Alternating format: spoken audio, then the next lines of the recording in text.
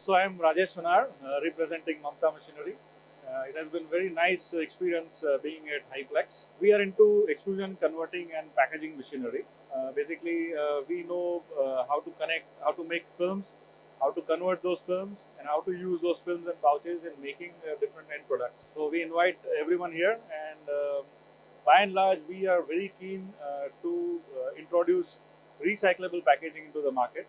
So if you are looking for any such solutions, please do contact us and do talk to us. Thank you so much.